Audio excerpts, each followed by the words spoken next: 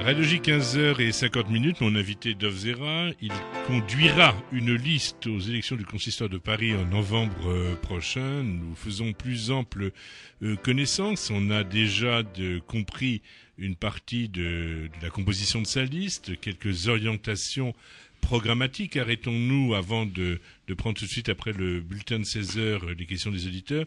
Sur l'itinéraire, Dov Zera, je le connais depuis une trentaine d'années, mais peut-être pour nos auditeurs, lorsque je dis grand serviteur de l'État, peut-être Dov, pourriez-vous indiquer quel a été votre parcours professionnel? Oh, mon parcours professionnel est à la fois simple et compliqué. Il est simple. Je sors de l'ENA en juin 80. J'étais dans la fameuse promotion Voltaire, où il y a beaucoup de personnes ou de personnalités qui se sont illustrées.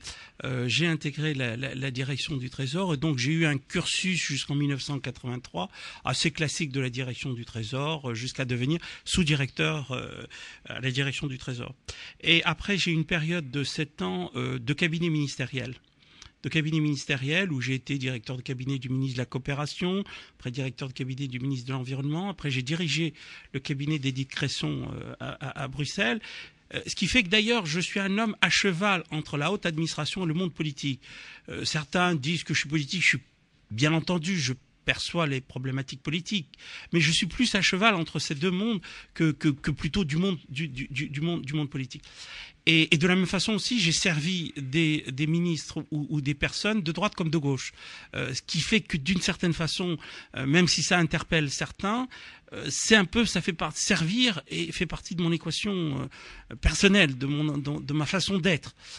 Et depuis 2000, j'ai eu une troisième partie dans ma carrière qui a été, je dirais, une partie où j'étais chef d'entreprise. Chef d'entreprise d'abord d'une entreprise publique, puis après j'ai dirigé la Monnaie de Paris. Voilà. Et puis depuis 2 ans, je suis à la Cour des comptes. Voilà, donc un parcours assez riche, assez diversifié et assez extraordinaire, je dois dire. J'ai eu beaucoup de chance et c'est